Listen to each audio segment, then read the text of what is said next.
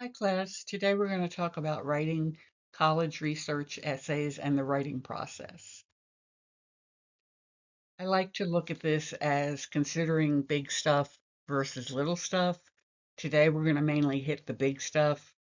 To me, that's ideas, coherency, logic. Those have the elephant-sized important roles. And while still important, grammar, punctuation, quotes, citations are in a supporting role like the little chick. Uh, and they're probably a topic for another video. So we've got to write a paper.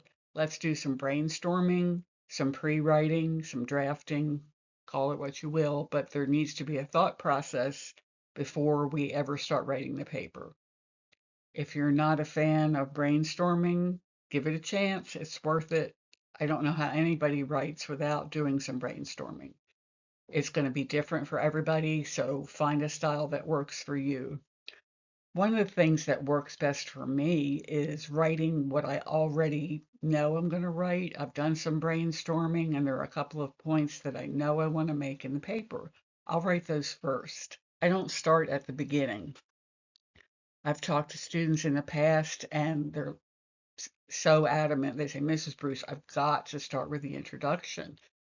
And if that's truly the only way you can do it, do it. You've got to do you.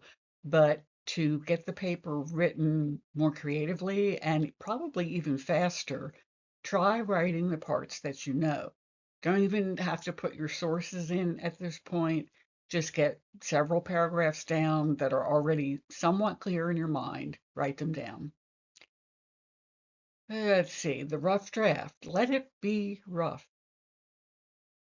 Don't get picky early on. You've got time to polish. There's an expression that we use in writing that says, don't get attached to your darlings. You've got to kill your darlings, in fact.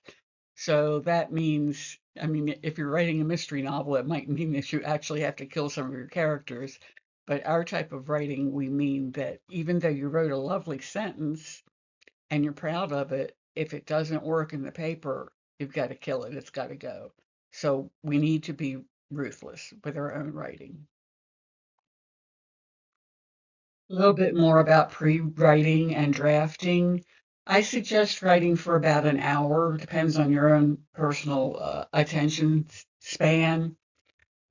Put it aside and go do something else totally different. Maybe something physical, cook a meal, go for a run, take a shower, uh, do some shopping at the store. But in the back of your mind, as you're doing this other thing, let the ideas in the paper percolate in the back of your mind. Of course, have a way to take notes. And since we all have our phones close by 24/7, you'll be able to record some thoughts on your phone. You'll be able to maybe jot something down in a notes app. And some of you are like me, and there's nothing like having a little bit of a tablet and something to write with, the old school way. You may be saying, well, what about the thesis statement while I'm doing all this la la la stuff? Of course, be thinking about a possible thesis statement. You don't have to be married to it. Let it evolve as your paper and your brainstorming evolves. So now you go back to your rough draft. You'll see, hopefully, that some main points are emerging. Let's highlight those, or if they're not already written down, write them down. You may not need all of them. You might be overthinking this and mentally writing a 10-page paper when you only need a 4 or 5-page paper. So, again, some things may have to be cut. Take a moment, evaluate how your writing process is going. Try not to stress out. I know that's easier said than done sometimes, but you've already done this. You're at this level in college where you're already taking a literature class, so you've written quite a few papers by now. And you passed, or you wouldn't be here, so try not to beat yourself up or stress out too much. It helps immeasurably to talk to somebody a classmate, a relative, your current instructor, a previous instructor that you worked well with, a social media friend. You need a sounding board. This helps, and professional writers will also tell you that they're in groups with people, they talk to people, they have trusted people that they go over what they're writing with. And I hope that you already have one, but maybe kind of cultivate one if you don't. And when when everything seems uh, the most gloomy, I find that it helps me to think of a personal hero and what would they do in this situation. So depending on what day it is and what my mood is, I might be thinking, what would Dolly Parton do if she was in this situation? Or on another day, I might be thinking, what would Maya Angelou do if she was faced with this? So those are a couple of women that I admire, and I know that they wouldn't let a little thing like a paper upset them, and so I try not to be upset, and I try to keep that challenge going. Sources. It's a new world. From the days when I was in college and we literally crawled through the library stacks and the books were old and moldy and had bugs in them. Now we get a nice clean internet to work with. The downside, of course, is that we really have to vet our sources closely to make sure they're legitimate. And again, at this level, you've had quite a bit of training in how to evaluate sources. So it's not quite as hard as it used to be to find sources. And therefore, if the sources that you have are not working out, you can toss them without wanting to cry. Okay. You know, there's more going to be there. Something to keep in mind is that you don't have to agree with everything that your source is saying, and it can make for a really interesting paper if you, on the one hand, agree with something your source has said, and on the other hand, you take a moment to disagree with some aspect of what they're saying. That is the academic conversation that teachers love to see in a paper, and it can be very helpful for your grade for a teacher to see that you've gone through that thinking process. You'll need to logically support your point of view. You just can't say because I said so, but there are ways that you can enter into that conversation and it looks good for you. It's a good look on you. I like it. And I don't know if you've been to the Sampson Library lately, but they've done some remodeling. Doesn't it look nice? I thought this was a great picture of it. But let's see. So if you do have to throw those sources out, I'm continuing here. There are plenty more where they came from. And somebody in this beautiful library would be ever so willing to help you, as well as the people mentioned earlier, former teachers, current teachers. You have online help with NC Live or other databases. You're not alone. Don't be the Lone Ranger. So you're moving along through your writing process. You have several valid points that you want to make. If you haven't written them down, write them down. If you've already got them in your draft, highlight them so you don't lose track of what they are. And that's what you're going to be doing is supporting those points. Try to keep your focus on those. If you don't have a thesis statement at this point, that's still okay because you're not totally sure maybe what's going to develop as you continue writing and drafting. A thesis statement as well as the introduction, I feel comfortable letting those go till last if you do. Conversation with the sources we just talked about and the academic conversation. So moving right along. I would suggest, and this is another reason not to procrastinate if you possibly can. I know you're all incredibly busy. I get it. I get it. But if you have time to set it aside, even for a couple of hours again, and think about something else and then go back to it, that could be very helpful. We're coming to the point where you are going to start drafting your intro conclusion, if you haven't done it already, get a rough draft of your thesis statement. I'm fine with a 3-point thesis statement. Follow the order of ideas in your thesis statement as you write your paper for better coherence. And I'm going to challenge you.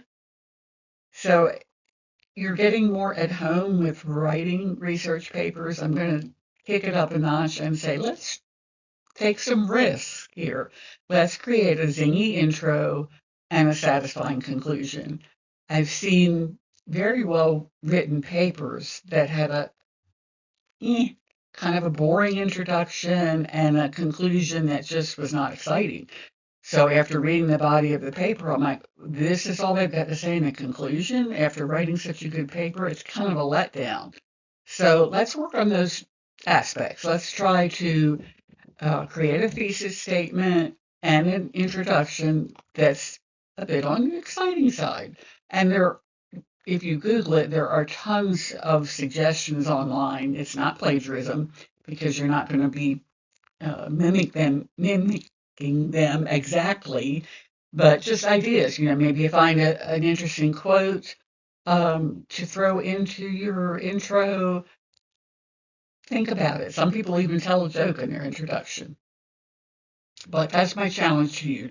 Do the best that you can, be zingy, be unexpected, and the same thing for the conclusion. Summing it all up, well, we've come a long way here. We've decided we're going to be flexible. We're going to try to find something that interests us to write about, because if we're excited about our topic, even a little bit, it's going to show through in the paper. It's hard to fake that enthusiasm. There are often ways that you might not have thought of to tweak your paper and your topic so that you do care about it some more. Get up with me. I'm a professional. I can help. Let the process work. Have someone read your draft and make suggestions. So if your mom's not going to ever say that you did anything wrong, she's probably not the best person to read it. Have somebody read it that knows that you're looking for some well thought out criticism. It's a college paper, and each time you write a college paper, you get better for the next college paper that you write. So it can be painful, but it means you're progressing, and this is good. Big picture, coherence. Does it make sense? Does it follow a logical progression? I was quite delighted as a college student when I found how easy it was to move sentences and paragraphs around.